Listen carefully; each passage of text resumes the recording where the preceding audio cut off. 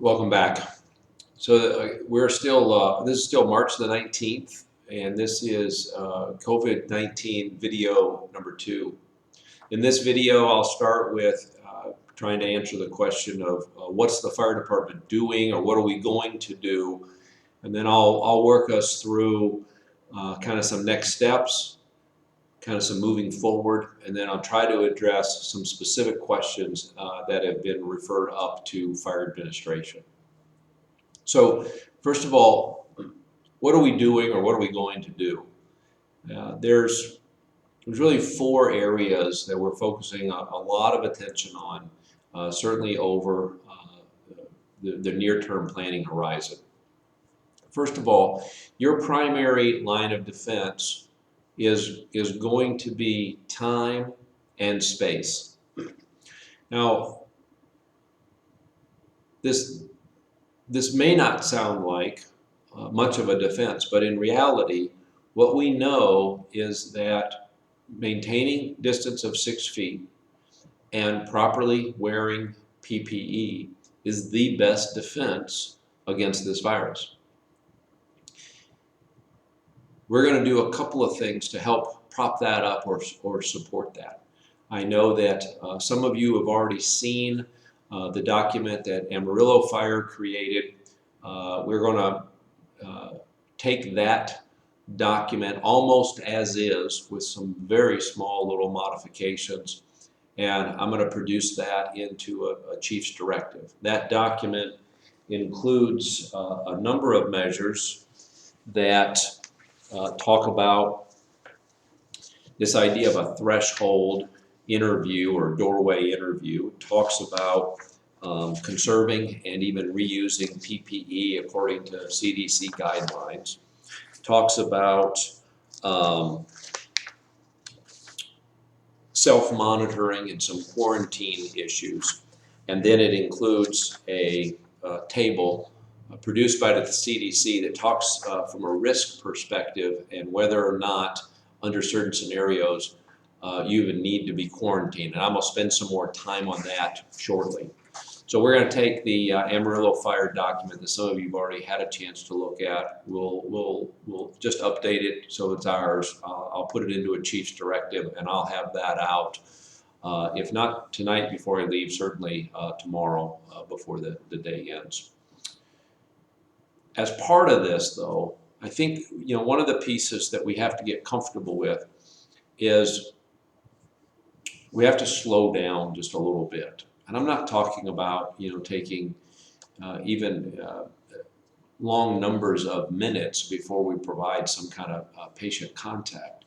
But this idea of from the time you get off that truck to the time that you are next to a patient, we need to just slow down a little bit and take a little better assessment of kind of situational awareness.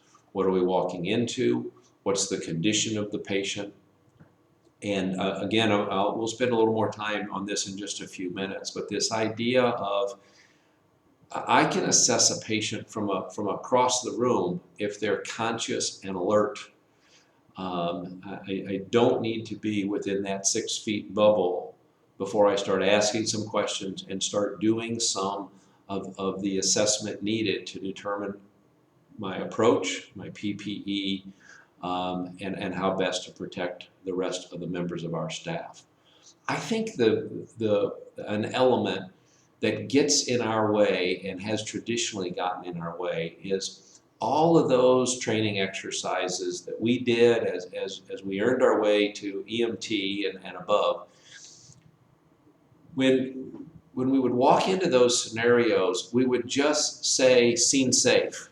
At least that was a lot of the training that I got, was this just declaration, "Scene safe." And we put so much emphasis on making sure that people acknowledged and made that declaration. But in my opinion, we haven't done enough to really talk about what's it take to ensure that. And this virus, if nothing else, I believe will institute some better practices that force us to say, is the scene really safe? We're not just looking for a pool of gasoline or down power lines. In this environment, we're looking for the approachability, or how approachable is this patient based upon the conditions they're presenting to me. And I'm suggesting to you that we can do that from more than 6 feet away. And I'll come back to that in just a moment. So again, that's the first of kind of 4 broad areas over the next several days that we're focusing some attention, is getting that document codified under a chief's directive and get that out to you. Second is around PPE and N95 masks. Today we took an inventory department-wide. We have 496 N95 masks. We have found a resource. We are expecting another 500 of those either tomorrow or Monday, which will bring our total of N95 masks to right at 1,000. And we'll continue to identify sources that are available to us and continue to regularly keep an inventory and to stay ahead of that as much as we can. As you probably already know, we have a nationwide shortage of N95 masks. So we're shaking trees and bushes and anything we can to try and find a supply of these.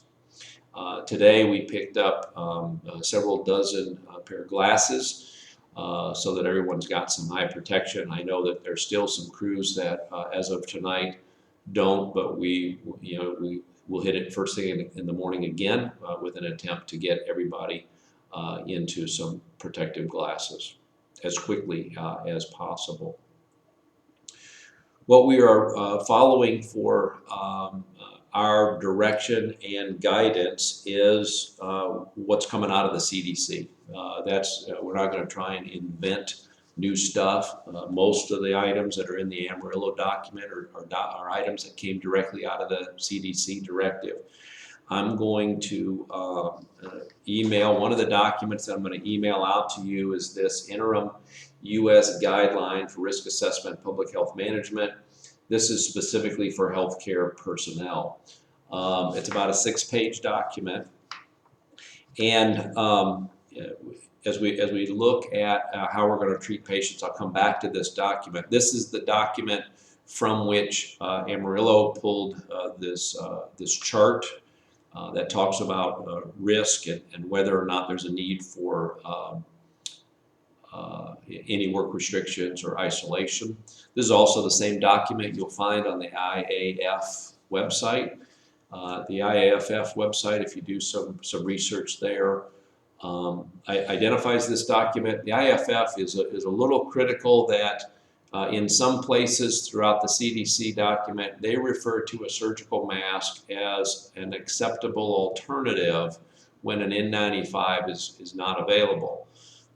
And particularly out in the field, I don't believe that that's the case. So we're going to do everything we can for your use to have N95s, including following CDC recommendations for how long and under what conditions we can reuse them. We are likely to get to a situation where surgical masks will be used on patients so that it will at least stop some droplet exposure for a patient who may have an active cough. We'll talk a little bit more about that in the coming days. So again, this will be part of the documents that get sent out to you tonight. In fact, what I'm sending, you'll have for your review this document. You'll have a document that talks specifically to the question of how does the virus spread. Again, using what's available by the CDC. And then there is a document talking about cleaning and disinfecting. So one of the questions that was raised had to do with decon. We'll try and answer that before the end of this video. So all 3 of these you'll get in an email later this evening. And we'll continue to do all we can with inventory and controlling the N95 mask, making sure everyone has glasses, staying on top of gloves and gowns, etc., so that we're constantly replenishing those as quickly as we can. The state's cache of the emergency cache of those items, according to John Henderson, has been depleted already. So we're looking for alternative resources. But as I mentioned a moment ago, we should be at about 1,000 masks either tomorrow or Monday at the latest. The third area is we have a Emergency Medical Services Advisory Board. It's a 9-member panel. They were created by city ordinance some years ago. It's a oversight group of which the fire chief serves as a tenured member. It includes the city manager.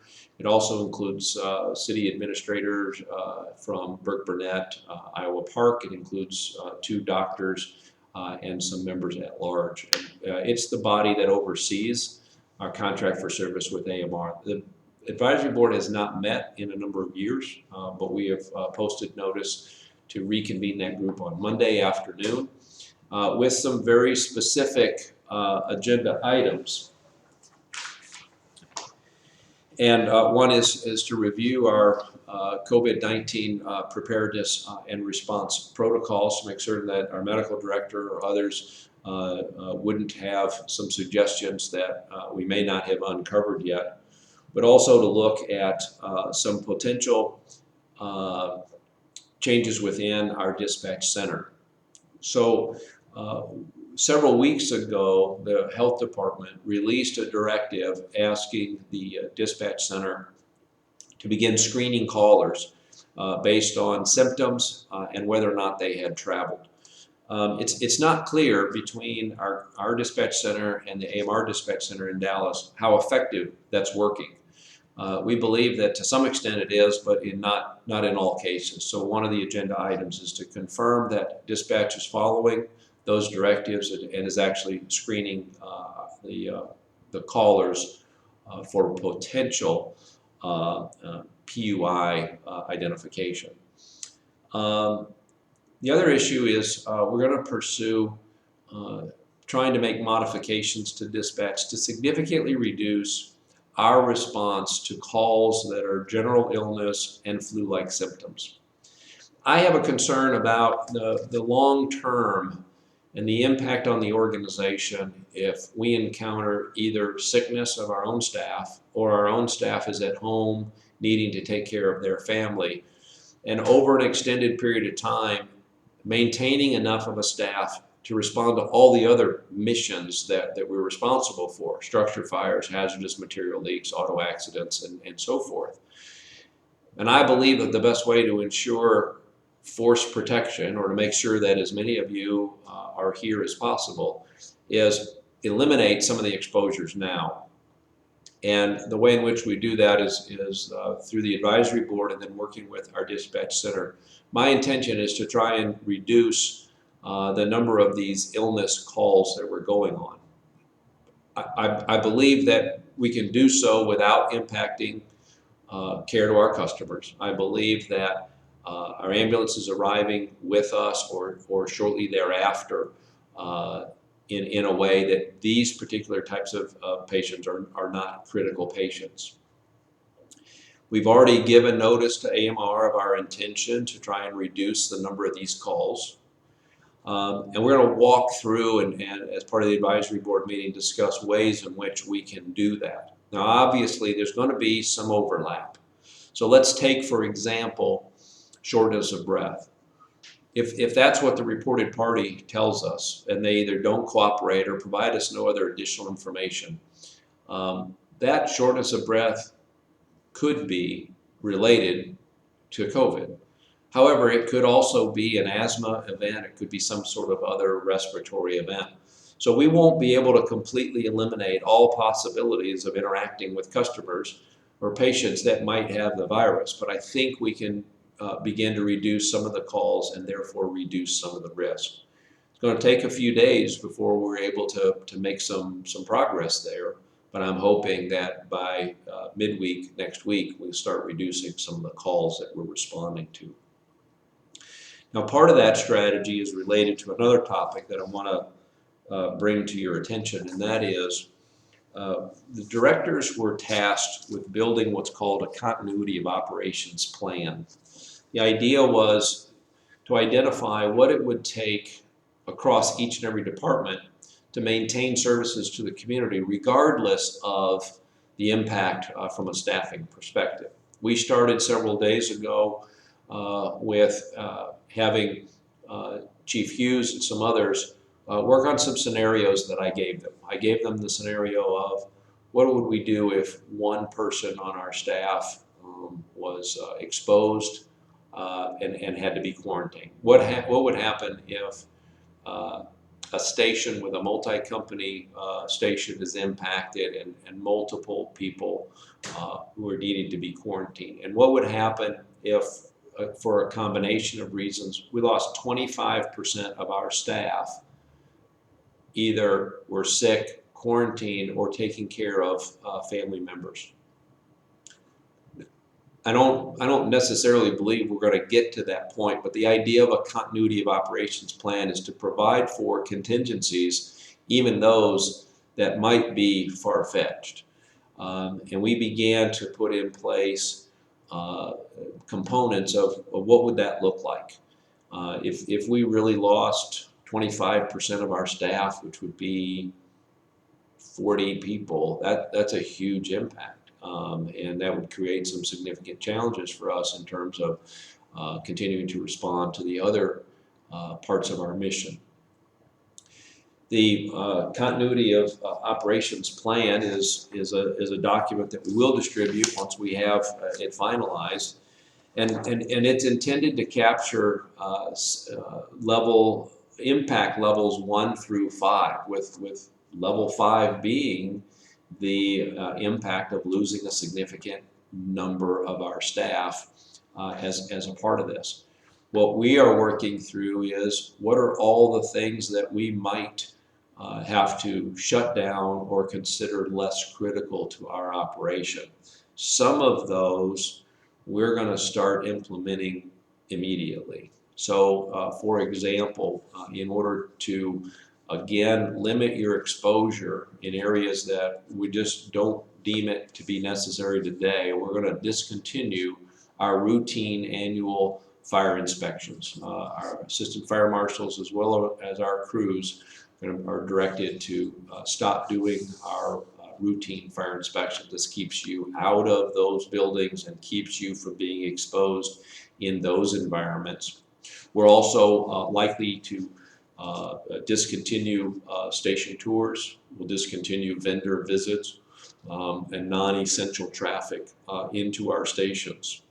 That might be more formalized next week. We're leaning towards beginning to withdraw just a little bit so as to protect you further from something walking in the door.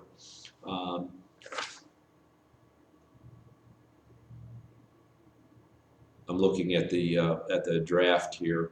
We're going to continue to look at ways in which we can reduce our non-essential, our flu-like call volume to reduce that.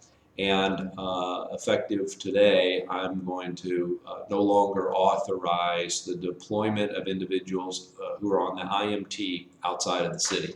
Until we're certain what our needs are going to be, we're going to remain focused on keeping resources in the city. As we move through this continuity of operations, if we need to move to a different level, we'll continue to communicate kind of where we're going and what's next.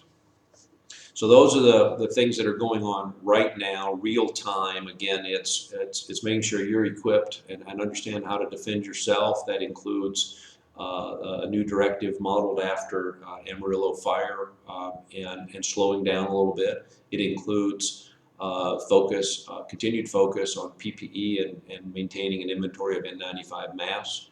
It includes the work that we're going to do on Monday with the advisory board and reducing some of the call volume. And it's continuing to refine our continuity of operations so that we have crews that can safely respond to house fires and automobile accidents and hazardous material events. Now, having said all that, the next couple of areas I want to talk about is I want to talk about kind of moving forward in terms of next steps with regard to calls with people with flu-like symptoms, talk about exposures and how we're going to deal with those, and try and answer some additional questions that were raised by the crews. I'll provide that input in our third video.